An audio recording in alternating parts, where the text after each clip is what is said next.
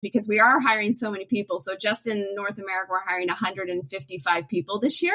And in Europe, it's comparable. So we're going to hire over about 300 people. So we're rotating the leaders within that committee. Got it. Don't worry. Everyone's going to get their fair share of interviews. Yeah, it's 155. I don't know how big the organization is, but that's a lot of interviews. Yeah, we're only 400 people right now. So we're going to almost double the organization in the next year. This is the Rebel HR Podcast, the podcast where we talk to HR innovators about all things people leadership. If you're looking for places to find about new ways to think about the world of work, this is the podcast for you. Please subscribe from your favorite podcast listening platform today and leave us a review. Rebel on, HR Rebels. All right, Rebel HR listeners, thank you so much for joining us today. I'm super excited for our guest. This is going to be a fun one this week. With us, we have Cindy Klein. Cindy is a results-driven, customer-focused professional with 20 plus years of sales, digital marketing, and management experience. She is the Senior Vice President of Sales at Talent.com. Talent.com just completed a round with $120 million in Series B funding as well. So congratulations on that, Cindy, and welcome to the podcast. Thank you, Kyle. Happy to be here. Well, we are so happy to have you today. Thank you so much for your patience. We had some tech issues before I hit record, and you were just an absolute dream and super patient. So can't wait for the conversation today, but thank you in advance. Of course. I'm always patient because I'm normally the one that has the tech issues. So. Absolutely. And, you know, it's a funny allegory for what we've all gone through over the last few years, right? It's like everything is going digital and we're trying to figure out, you know, all the tech issues, and myself, not necessarily a digital native as it relates to these sorts of things and video calls. And in your role as doing a lot of recruiting as well as helping others recruit, I'm sure you have seen this change in the recruiting space. So over the last few years, what have been your observations for how we have all had to adapt into the new talent environment? Yeah, I think the biggest evolution has been the videos. I think with COVID, it really has shifted and we've had to change the way of in-person, meetings. And I think that's a big piece. Number one is it's always nice to meet in person. I know I'm going to more meetings now, more conferences, but that's number one. I think also, just the response time. When we're responding to candidates, it was acceptable to respond to them in a couple days, 48 hours. Now, candidates in this generation, the new generations, the millennials and other generations, Generation X, they want responses in 2 hours or less. They expect immediate response. So I think, that's tough. It is tough. I think the key word there is candidate expectations. And, it's just changed so much. As you look at that, do you feel like that is a product of just the talent scarcity that we're in right now? Or is this something that's broader than just the current kind of hiring environment? I think it's broader than the current hiring environment. I think we're going to see this continue to scale at a more extreme level. I think about my children and how they want an immediate response. They'll be, on their phone and they expect someone to respond to them in a text within minutes. And if I don't respond, they call me. They'll call me until I respond. So I think that is the next generation. They want immediate gratification. Whatever they're doing, they want that gratification. Yeah, absolutely. I'm reflecting on myself here a little bit and I'm thinking, let's see, last night I was too lazy to cook. So I used DoorDash and I hit the button and it instantly popped up and says your order's being ready. And then, and it had it like every step of the way, I'm getting these updates and I'm getting these text messages. And it is truly like, it's that instant gratification. It just seems to be continually interwoven into our society and subsequently our expectations, right? Yeah. And I think you think about that with the candidate journey, what are we doing and what are employers doing to give that candidate that update throughout the process? We almost need that DoorDash or that Uber Eats experience. And throughout that process. Like, where's your step in the process? Have you interviewed? Where's the next step for the second interview? And giving them the text message to give them that information. Absolutely. Absolutely. So what you're saying is, for that hiring manager that's complaining about all these open jobs, they can't wait for like 11 days to review those 20 resumes that are sitting in the Correct. in the inbox. Is that what I'm hearing? Yeah, correct. It's funny because I worked with in my previous past, I worked with large employers, and I would work with the HR team and talent acquisition team, and we would talk about, oh, you haven't reviewed this candidate in 15 days. It's been sitting out there, and that was okay because those candidates would wait. But in this current great resignation, they're not waiting. We need to take the opportunity right away. Absolutely. Yeah, and I agree 100%. I think it's such a competitive advantage if you can make this, really kind of like that frictionless candidate experience, right? Where it's like some sort of immediate touch point upon, applying for a job, and then a warm outreach within a few minutes or hours. And like, sometimes I've always said, like, speed wins, right? Like, sometimes if you can get a candidate all the way through the process within a couple days, and like, oh my gosh, let's get them a job offer before the end of the week. From like, they apply on Tuesday, let's get them a job offer before Friday. Like, sometimes you can get them to accept a job and actually start a job before the other company that they apply for actually even calls them back. Exactly. Right? Even though that job might pay them more, but at that point you got them, right? Like, they're hooked. And if you can get them to start within a 2-week time frame from that time, you've gotten them committed to the experience, the brand, your journey. Yeah, absolutely. So what are you seeing? I know you have an interesting context here where I know you're personally hiring and your organization is helping others hire. So what are you seeing that works as you think about kind of that candidate experience, and what are some of the things that are working out there? So I think from the customer side of things, and then I'll talk about so from the customer side of things, I think working from home still is it's a number one search on our site still. It has, of course, it was extremely high during COVID. When COVID hit, that was the number one search. It continues still to be the number one search, just not the highest percentage. So that's really big. I think, bonuses, anything included in bonuses and job descriptions, also very important from a customer perspective. I think also benefits, putting those benefits right up front. What are those? And not even benefits like healthcare benefits. I mean, perks. What are the perks of the company? Putting those up front in the job description. And I think from our perspective, when I'm as a hiring manager, it's getting in front of that customer and explaining what the true opportunity to work at a tech company, to work at something that have a voice, and really explaining your brand.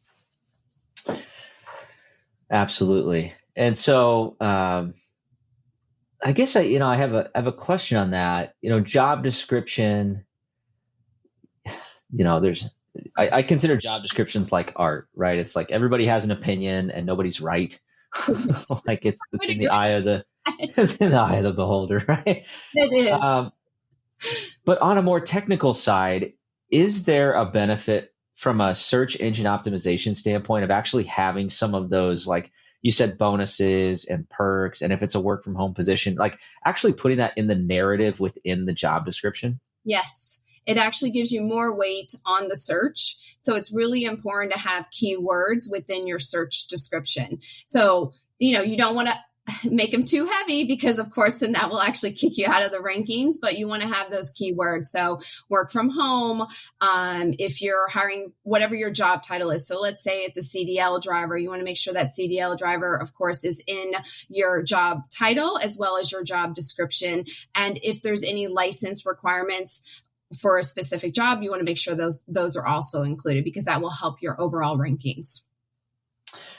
Absolutely. Yeah. So for any HR professionals that are maybe struggling to get some application flow, or they're not seeing that, I would strongly encourage you, Google SEO and job descriptions, and take a little bit of a course there. That was something for me. I didn't really understand the SEO and things like that until more recently, especially in this talent environment. You really do have to be able to stand out. And when people are searching, you can't necessarily rely on, whatever site you're using, or your applicant tracking system to help get that exposure. You have to make sure it's easily searchable and it pops up. So yeah, absolutely, because not every site uses the same search criteria. Absolutely. So I'm curious to understand a little bit more about the business model of talent.com. So as you go to market and as you help HR professionals solve this challenge, what is your differentiator? What is the kind of the secret sauce of talent.com? Yeah, so we are actually a performance-based model. So we really work with you to develop a budget, and it's pay-per-click advertising. So it's not a fixed cost, pay-per-click. We work with you based on your actual category and devise a budget. And we have over 2,000 partners we work with as well. So we can build an advertising strategy to get you to all the sources you need. And we optimize to a cost per application or cost per hire. Got it. Okay, perfect. And believe me, I think a lot of us could use some help there. So I want to shift a little bit to maybe away from your customer, profile and what you're seeing right there to your kind of your personal journey and how you approach recruiting personally. So before we hit record, you mentioned you have something like 50 open positions right now that you're hiring for with all this exciting funding? Yes, I'm hiring, a little over 50 this year. So as you approach that and hiring for your team, what are some of those things that you are strategically thinking about in response to the Great Resignation, what you're seeing within the talent.com, customer base? How are you approaching the challenge of hiring 50? Because that's a lot. It is. I think about it, actually keeps me up every night. But I think, I look at it a couple different ways. I think employee referrals. So one of the things as we develop, every company has an employee referral program, but I think that's an area that we should all be reconsidering that program. And how do we expand on that program? Because of course, your internal people are your strongest advocates of your brand. So that's number one. I think we need to reevaluate that program. Secondly, within our culture, what can we do within our culture to express that and getting candidates in? And then thirdly, I think we need to also look at how are we advertising our jobs, and are they easily read, and what is the response time, and really understand, are we doing everything to make it as simple for the candidate as it can be? Because right now I feel like we have too many steps in the process. So right now we currently have 4 interviews throughout the process, and it takes maybe 2 to 3 weeks to get that process through, depending on the level of the position. We need to shorten that process. We'll be back after a quick break. And so used to having everything in front of them right away that we forget that innovation just takes time. I myself, I get frustrated too. Why? And this as being one of my best friends is, hey, I talk to you all the time. Hey, man, I'm frustrated in the fact that I can't seem to just get there in the next day. But that's just not how these things work, right? Innovation needs to be planned out. It needs to be very methodical. And then when it finally hits, that's when it seems like to everyone else that it sort of just came out of nowhere. But to you, the amount of dedication that it took over that time. So how do you approach the challenge of, reducing kind of the number of interviews and, really kind of streamlining a process, but also kind of balancing that, the risk of selection error or maybe not vetting a candidate enough? How do you approach that? Yeah, so we've actually started doing committee interviews, which I've never been a fan of in the past, but I'm finding that they're becoming better. So we started this about a month ago to actually kind of cut down the number of interviews. Also for the candidate, I don't feel it's necessary to have 5 interviews throughout the process. So we've developed a committee, and because we're a global organization, we're picking basically key leaders within the teams, the appropriate teams across the globe. So one in our Europe team, one in the US team, and one in our Canadian team. So they're really, because they get a real understanding of the entire organization. Mm-hmm. Mm-hmm. Okay. What about the managers that feel left out? Like, I mean, I'm the best picker of talent in this company, and you don't want my opinion? Like, how do you deal with that? That's true, Kyle. It happens on a regular basis. There's always someone that always feels like they're being left out. Well, I think what we're doing right now is we're rotating that. So we're rotating amongst the team, because we are hiring so many people. So just in North America, we're hiring 155 people this year. And in Europe, it's comparable. So we're going to hire over about 300 people. So we're rotating the leaders within that committee. Got it. Don't worry, everyone's going to get their fair share of interviews. With 155. I don't know how big the organization is, but that's a lot of interviews. Yeah, we're only 400 people right now. We're going to almost double the organization in the next year. And now, a word from our sponsors. It can be stressful to choose the perfect swag to order for your company, especially when trying to find items that people will actually want to keep. That's why I'm thrilled to tell you about swag.com. Swag.com makes picking out corporate gifts simple and fun. In just a few easy clicks, I'm able to order customized product for my team that they actually want. Swag.com makes it their business to offer a wide range of products, so there's something for everyone. They carry premium brands like the North Face, Camelback, Ray-Ban, and more, all customizable with your company's logo or artwork. You can even create custom swag boxes full of great branded items, all delivered in a unique box designed for your company. And with swag.com, you can easily set up a corporate gifting program for your team with no platform fees. Their team of expert curators are standing by to help you design the perfect gifts for your team. Go to swag.com today for the perfect swag and custom gifts for your company. Right now, I have a special offer for all of you HR rebels to get you started. 10% off your order, but only when you go to swag.com/rebel and enter promo code Rebel10. Remember, for 10% off, go to swag.com/rebel and use promo code Rebel10. This episode is brought to you by Namely. We all do our best to keep ahead of business trends, but keeping ahead can be its own full-time job. With everyone wearing multiple hats, it's easy to fall behind. That's why you need to make the switch to Namely, the all-in-one HR solution that adapts with your business. Namely helps you and your team with all aspects of HR, from onboarding and performance management to payroll and intuitive benefits enrollment. Whether you have 50 or 1,000 employees, all in one connected and modern platform. Plus, Namely is customizable for your company, culture, and goals so they can match where you are now and adapt as you grow. Grow with Namely. Learn more about making the switch today by going to my special URL at namely.com/rebelhr. And for a limited time, get 1 month free. That's right, 1 month free when you make the switch to Namely. Don't wait. That's namely.com/rebelhr. We didn't really dive into your background here in the intro, but you've seen the world of recruiting for a number of years. Spent some time at Indeed and ZipRecruiter, and now you're at talent.com. So I'm curious if you've seen over the years, have you seen this shift away from maybe what I would call a drawn out interview process, or an interview process that was almost intentionally slow and methodical, into more organizations trying to maybe make this just a little bit more efficient? I have. So both when I was at Indeed and Zip, we were in a very high growth mode, which of course they still are.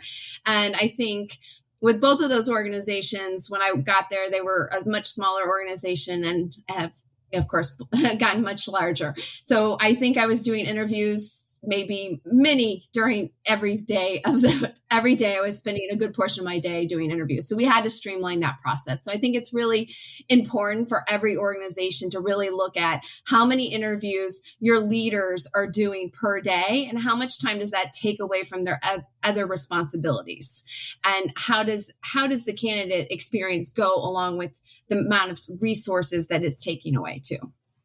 Absolutely.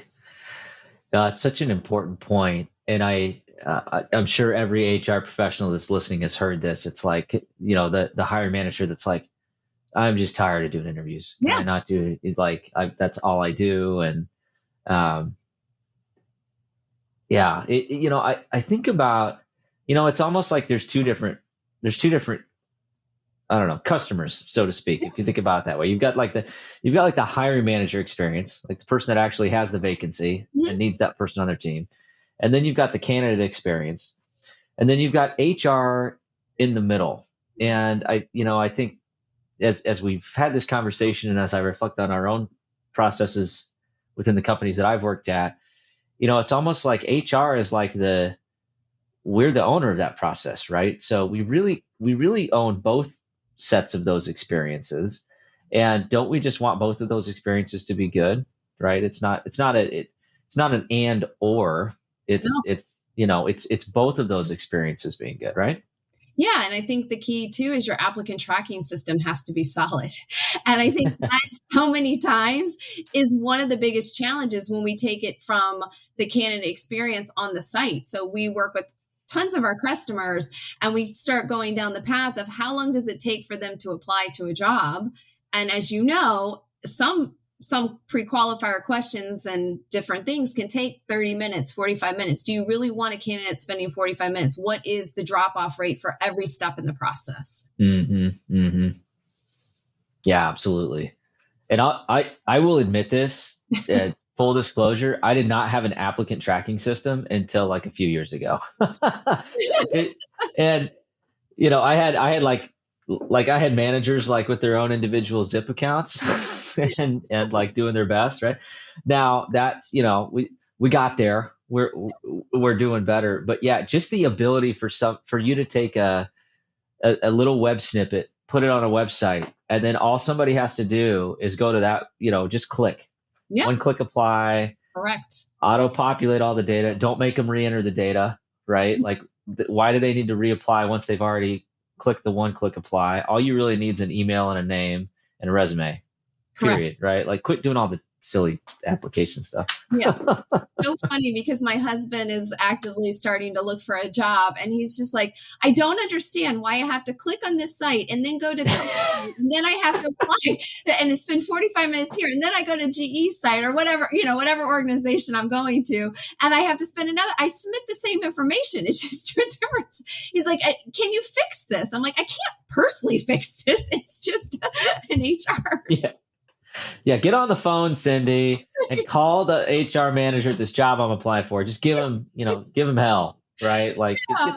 It's funny, but then I have to take a step back and I'm saying from a candidate, I can see his perspective. Like, he doesn't understand that this is just the reality many times because, some organizations can't do the one-click apply for various reasons. So sure. The less steps that a candidate has to take, the less frustration they have in the whole experience as well. And the more likely they're going to apply for the job. Absolutely. Absolutely. I'll go back to the DoorDash example. Yeah. And the way I think about it, it's like, okay, so I'm already lazy enough that I don't want to cook dinner, right? Which is, it was a Monday, whatever. And then I'm also just lazy enough where I'm like, I know I could pick up the phone and save this DoorDash fee and probably, convince them to, do that. But I'm too lazy to do that too. Right. And it's like, and all I have to do is mindlessly hit this button and then I can get food. Right. It's like, I'll pay the $4 delivery fee or whatever it is. It's like, it is, we're at that point in our society where we just want it to be easy. And if you make it hard for a candidate, even if they are mildly interested in your company, they might not be that interested. Right. Mm-hmm. Like, we're not all Google and talent.com and, and Apple. sometimes we need to make it so easy that it is mindless. And I know a hiring manager will probably be like, well, I don't want a lazy applicant. Well, the truth is they just want it to be easy. And if they don't know who you are, it doesn't matter, right? Correct. And you have to think about the generations to come. The generations that are coming up and that will be graduating, and the younger generations, they won't even type now. They just want to voice everything. So Yes. How are we going to handle those generations that want to voice text everything into an applicant tracking system? That is really something to think about for the future. The other way to think about that is this isn't about like a laziness thing or like people who are unmotivated. I've had candidates who have actually said,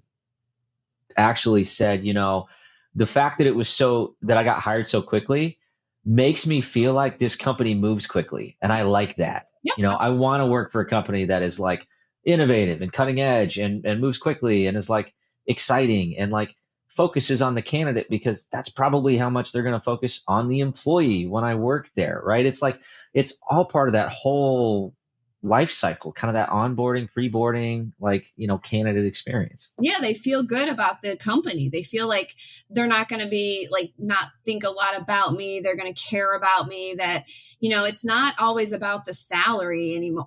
Years ago, I think it was very much about how much are you going to pay me? What are your health benefits? And those were the key factors, 401k. It's not always about those things anymore. It's about the culture of the organization. What am I going to get out of this? It's that personal touch that you need to make with every potential candidate. It's, what are you giving me to make me feel good about coming to work every day? Absolutely. And I don't see that changing. I don't know about you. No, definitely not. I don't think we're going back. I don't think we're going back the way it was 15 years ago, 10 years ago. Well, I think about it. This is, it's kind of it's a similar context, not directly related to recruiting, but it's like, if the average time that someone stays at a company is 3 to 5 years, which is pretty close, right? Depending on industry, et cetera. And you have a 6-year vesting schedule on a 401k, that benefit might not mean anything to them. Correct. Yeah. Because they're like, I'm not staying here for 6 years. I want to be here for 3 years. And then I want to go take the learnings and go do something new. And, a huge insight that I've had over the last few years is, if we aren't intentional about who we hire and kind of how we design jobs and what we actually need for the job, and we assume that people are going to stay for 20 years, the math just doesn't work out. That's not the prevailing trend. Yeah. And we got to be a little bit more open-minded to how we design jobs and how we hire people. And yeah, it's, I think everything is getting quicker, including job cycling. Yeah, I think everything's moving quicker. And I think we just need to think about how are we going to take the next generations, and how are we going to evolve in the HR space?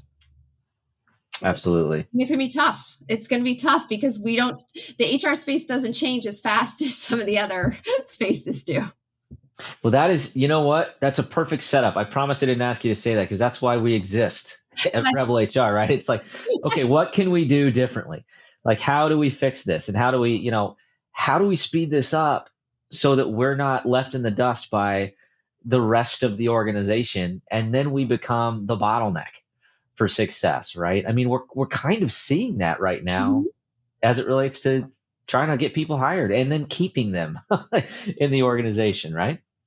Yeah. And I think to not be the bottleneck, I think the challenge here is that HR, sometimes can be the bottleneck. And I think that's where the HR team has to be the leader of the organization and the ones that provide the recommendations to the hiring managers of these are the things we're going to do to get you the candidates, versus the hiring managers always coming to HR and saying, I need these people. Can you help me?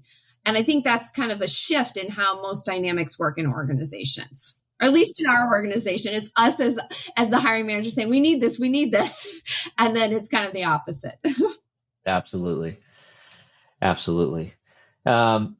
Yeah, I think maybe one question I'm curious to get your perspective on is we've talked about, a lot of things that we could do. And I don't think anybody that's listening to this is going to disagree that, speeding up the time to fill, improving the candidate experience, improving the hiring manager experience, making sure you have a great selection panel so that you get the right person. Nobody's going to disagree with that. But how can we differentiate ourselves as a collective group? Like what are the things that you've seen work as it relates to some of these organizations that are really trying to stand out against the crowd? Differentiating yourselves from an HR perspective or as an organization? Yeah, HR as an employer. Yep. As you go to market. Yeah, I think as an HR or even employer perspective, I think it's about uniqueness as well as what I say benefits, and I don't really mean benefits as health benefits. I think it's unique benefits. So what are you offering to that candidate that is outside of financial? So for example, are there additional volunteer days, and what do those volunteer days mean? And what are those additional days off? Or are there things in the office that you're offering if they have to go back to an office? And the office is a whole different topic. Are we doing a combination of work from home versus, and that's, that hybrid role? I think, what are you doing that's unique to allow that employee to feel like they want to work for you? So, my husband used to work in the beverage industry. And so when he was in the beverage industry, a huge perk was, of course, getting beverages and having an allowance. So is there an allowance or gift baskets? If you're working from home, are you getting some kind of gift basket on a quarterly basis of food or food gift cards because you're working from home? Interesting. Just an idea for employees that are working from home, making them feel like they're part of an organization. Got it. Okay, perfect. Yeah, and I think it's, we've seen, there's definitely been some other offerings out there in the market. There's definitely some folks doing some interesting things. I've been asked more in the last year or two about, our corporate social responsibility pledge and what are we doing to go green and how are we reducing carbon footprint? It's what are we doing for diversity, equity, and inclusion as an organization? So it's some of those things that I would agree, like candidates are looking for that. So if you don't have an answer for it, you better get one. But then any way you can actually differentiate yourself as you do recruitment marketing, it's that much more critical. Yeah, absolutely. Well, Cindy, this has been a wonderful conversation, and I feel like we're just kind of getting warmed up and starting to dig through it. But we are going to shift gears and go into the Rebel HR Flash Round. So, are you ready? Yeah, sure. All right, perfect. Question number 1: what are you reading right now? So I'm reading Dare to Lead by Brené Brown. Awesome. I was just looking. I think, yep, that's on my bookshelf. That's on my next to read list. So yes, it's one of my. It's great. I read it a while back, many years ago, and I'm rereading it because it's one of my favorites. Absolutely. Okay, question number 2: who should we be listening to? So I listen to a couple podcasts regularly. Of course, I listen to The Daily by New York Times, and then A Bit of Optimism. So, which is always positive and gives you some different perspective. And then I have quite a few parenting ones. I get it. Teenage girls need those. Middle schoolers, right? Yeah, middle schoolers. You got those are tough years. Couple parent. Those are tough years. All right, last question here. How can our listeners connect with you? You can connect with me on LinkedIn at Cindy M. Klein. Perfect. And we will have all that information in the show notes. Cindy, just really appreciate the time here today. And thanks for giving us some things to think about as we continually try to improve human resources. So thank you. Thank you very much. All right, that does it for the Rebel HR podcast. Big thank you to our guests. Follow us on Facebook at Rebel HR Podcast, Twitter at Rebel HR Guy, or see our website at rebelhumanresources.com. The views and opinions expressed by Rebel HR Podcast are those of the authors and do not necessarily reflect the official policy or position of any of the organizations that we represent. No animals were harmed during the filming of this podcast. Baby.